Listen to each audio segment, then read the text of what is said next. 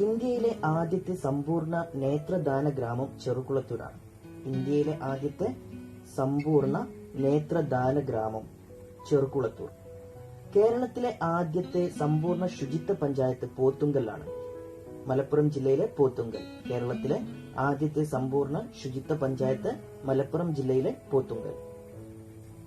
സ്വന്തമായി വൈദ്യുതി ഉൽപ്പാദിപ്പിച്ച് വിതരണം ചെയ്ത ആദ്യ ഗ്രാമപഞ്ചായത്ത് ഇടുക്കി ജില്ലയിലെ മാങ്കുളമാണ്.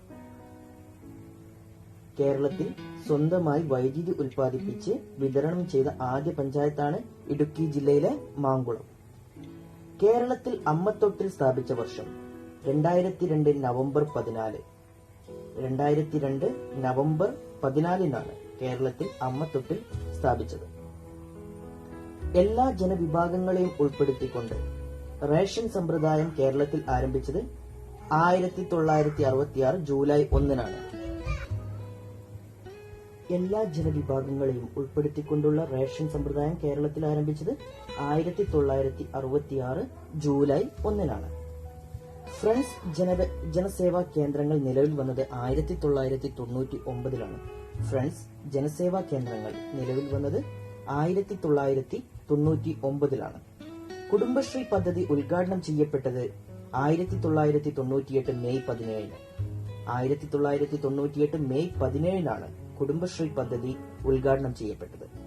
കുടുംബശ്രീക്ക് അന്താരാഷ്ട്ര പുരസ്കാരം ലഭിച്ച വർഷമാണ് 2000.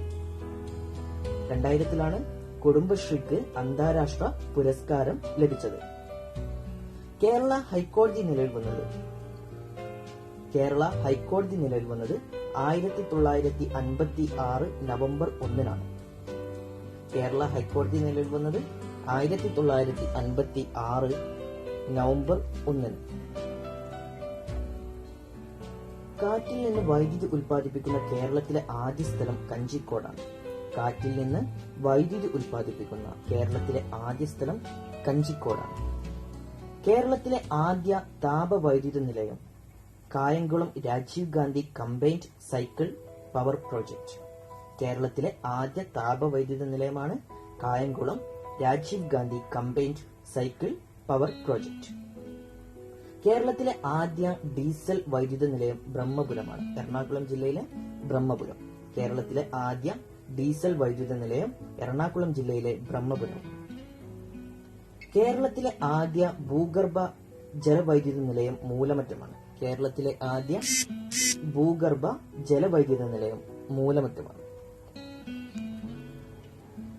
കേരള മിനറൽസ് ആൻഡ് മെറ്റൽസിന്റെ ആസ്ഥാനം ചവറയാണ്. കേരള മിനറൽസ് ആൻഡ് മെറ്റൽസിന്റെ ആസ്ഥാനം ചവറ.